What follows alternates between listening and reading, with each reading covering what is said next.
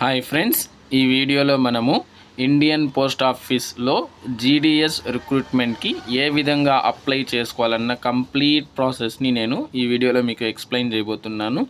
అదేవిధంగా మీకు ఈ పోస్టింగ్కి అప్లై చేసుకోవాలనిపిస్తే నేను ఫస్ట్ కామెంట్లో నా యొక్క వాట్సాప్ నెంబర్ అయితే ఇచ్చున్నాను. అక్కడ మీ డీటెయిల్స్ సెండ్ చేస్తే కూడా నేను మీకు కొద్దిగా సర్వీస్ ఛార్జ్ తీసుకొనేసి మీకు అప్లై చేసి ఇవ్వడం అయితే కూడా జరుగుతుంది. ముందుగా మనము వీడియోకి వెళ్దాము. ఏ విధంగా అప్లై చేయాలన్న దాని గురించి ముందుగా గూగుల్ క్రోమ్ ఓపెన్ చేసి ఇండియన్ పోస్ట్ gds.online.gov.in అని క్లిక్ చేసినట్టయితే మనకి ఈ విధంగా ఓపెన్ అవుతుంది. దానిపైన క్లిక్ చేస్తే మనకు ఈ యొక్క వెబ్ పేజ్ అనేది ఓపెన్ అవుతుంది. ఇక్కడ మీరు చూసినట్టయితే జీడిఎస్లో మనకు టోటల్గా ఎన్ని పోస్టింగ్స్ ఉన్నాయని చూసినట్టే 44,228 పోస్టింగ్స్ అయితే ఉన్నాయి. మనకు ఆన్లైన్ ఎప్పటి నుంచి నిన్నటి నుంచి అంటే 15th జూలై నుంచి 5th ఆగస్ట్ లోపల మనము అప్లై చేసుకోవాల్సి ఉంటుంది. రిజిస్ట్రేషన్స్ చూస్తామండి. ఫస్ట్ స్టెప్ 1 ఉంది, రిజిస్ట్రేషన్ ఉంది కదా, దానిపైన క్లిక్ చేసి రిజిస్టర్ పైన క్లిక్ చేసుకున్నట్టయితే మనకు ఈ విధంగా వెబ్ పేజ్ అనేది మనకు ఓపెన్ అవుతుంది. ఇక్కడ మీరు ఎంటర్ చేయాల్సిన విషయాలు ఏమేమంటే మీ యొక్క మొబైల్ నెంబర్ ఇక్కడ ఇవ్వాల్సి ఉంటుంది. ఫస్ట్ మీ యొక్క మొబైల్ నెంబర్ ఇస్తారు. మీ మొబైల్ నెంబర్ ఇచ్చిన తర్వాత వ్యాలిడేట్ మొబైల్ నెంబర్ ఉంది కదా, దానిపైన క్లిక్ చేయండి. అలా మీరు క్లిక్ చేసిన వెంటనే మీకు మీ యొక్క మొబైల్కి ఓటీపీ అనేది వస్తుంది. అది ఎట్లుంటుందంటే స్మాల్ లెటర్ ఏబిసిడి మరియు నంబర్స్తో కలిసి మీకు ఓటీపీ అనేది వస్తుంది. ఆ ఓటీపీని మీరు ఇక్కడ సబ్మిట్ చేయాల్సి ఉంటుంది. నాకు వచ్చింది చూసినట్టే CF7D7A ఇది వచ్చిందండి, సబ్మిట్ ఓటీపీ. ఇలా సబ్మిట్ చేసాం. అదేవిధంగా ఈమెయిల్ ఐడి ఎంటర్ చేయాల్సి ఉంటుంది. ఇప్పుడు మనము ఈమెయిల్ ఐడి కూడా ఎంటర్ చేస్తున్నాం. ఈమెయిల్ ఐడి కరెక్ట్గా ఎంటర్ చేయండి, ఎందుకంటే ఫర్దర్గా దీంతోనే మన కమ్యూనికేషన్ అనేది ఉంటుంది. ఎంటర్ చేసిన తర్వాత వ్యాలిడేట్ ఈమెయిల్ పైన క్లిక్ చేయండి. అలా క్లిక్ చేసిన తర్వాత ఈమెయిల్ కూడా ఓటీపీ అనేది మీకు వస్తుంది. వచ్చిన తర్వాత దాన్ని కూడా సేమ్ ఇది కూడా నంబర్స్ ప్లస్ స్మాల్ ఏబిసిడీస్తో కలిపి వస్తుంది. వచ్చిన తర్వాత దాన్ని ఎంటర్ చేసి సబ్మిట్ ఓటీపీ పైన క్లిక్ చేయండి. అలా క్లిక్ చేసిన తర్వాత మీరు ఇక్కడ ఏం చేయాలంటే మీ యొక్క 10th మార్క్ షీట్ ఎత్తుకొనేసి దాంతో మీ యొక్క నేమ్ ఏ విధంగా ఉందో ఆ విధంగానే ఇక్కడ మీ యొక్క నేమ్ అనేది టైప్ చేయండి. ఎందుకంటే వీళ్ళు ఇక్కడ ఇవ్వడం కూడా as per secondary school pass certificate అని ఇచ్చి ఉన్నారు. కాబట్టి మనము 10th మార్క్ షీట్లో ఎలా ఉందో అలా ఎంటర్ చేయండి. నెక్స్ట్ ఫాదర్ నేమ్ ఎంటర్ చేయాల్సి ఉంటుంది, లేదంటే మదర్ నేమ్ ఎంటర్ చేయండి as per 10th mark sheet. Next చూసినట్టయితే డేట్ ఆఫ్ బర్త్, మీ యొక్క 10th మార్క్ షీట్లో డేట్ ఆఫ్ బర్త్ ఏ విధంగా ఉందో అదే డేట్ ఆఫ్ బర్త్ అనేది ఇవ్వండి. ఇయర్, మంత్, అదేవిధంగా డేట్, ఈ 3 ఇచ్చిన తర్వాత నెక్స్ట్ జెండర్, మేలా ఫీమేలా ట్రాన్స్జెండరా, మేల్ అయితే మేల్, ఫీమేల్ అయితే ఫీమేల్, ట్రాన్స్జెండర్. కమ్యూనిటీ జనరలా, ఈడబ్ల్యూఎస్ఆ, ఓబీసీనా, ఎస్సీ ఎస్టీనా చూసి సెలెక్ట్ చేసుకోండి.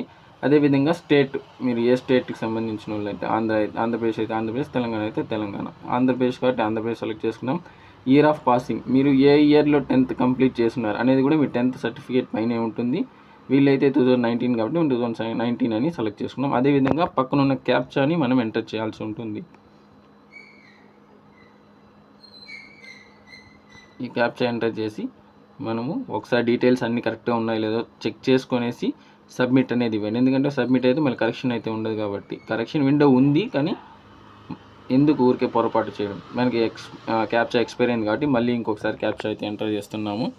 క్యాప్చా ఎంటర్ చేసిన తర్వాత మళ్ళీ సబ్మిట్ అనేది ఇస్తున్నాం. సబ్మిట్ చేసిన తర్వాత ఫస్ట్ స్టేజ్ అనేది మనకు రిజిస్ట్రేషన్ అయితే కంప్లీట్ అయింది. ఓకే, దానిపైన క్లిక్ చేసి సెకండ్ స్టేజ్కి మనము పోవాలి. అంటే డ్రాగ్ డౌన్ చేసుకున్నట్టయితే మనకు సెకండ్ స్టేజ్ అనేది ఓపెన్ అవుతుంది. ఇక్కడ మీరు చూసినట్టయితే మీ యొక్క ఆధార్ నంబర్ అనేది ఇవ్వాల్సి ఉంటుంది. ఇక్కడ ఉండేది ఆధార్ నంబర్ ఉంది కదా, ఇక్కడ మీ యొక్క ఆధార్ నంబర్ ఇవ్వండి.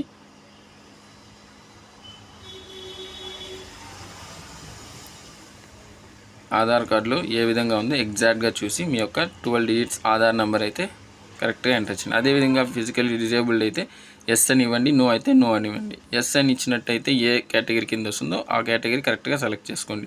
అదే లాంగ్వేజెస్ 10thలో మీ ఏ లాంగ్వేజెస్ చదువుకున్నారో, ఇంగ్లీషు ఉంటే ఇంగ్లీషు, హిందీ ఉంటే హిందీ, తెలుగు ఉంటే తెలుగు, ఉర్దూ ఉంటే ఉర్దూ, తమిళ్ ఉంటే తమిళ్, అలా మీరు ఏ లాంగ్వేజ్ 10thలో చదివారో ఆ యొక్క లాంగ్వేజ్ అన్నీ సెలెక్ట్ చేసుకోండి మర్చిపోకుండా. సెలెక్ట్ చేసుకున్న తర్వాత ఓకే పైన క్లిక్ చేయండి.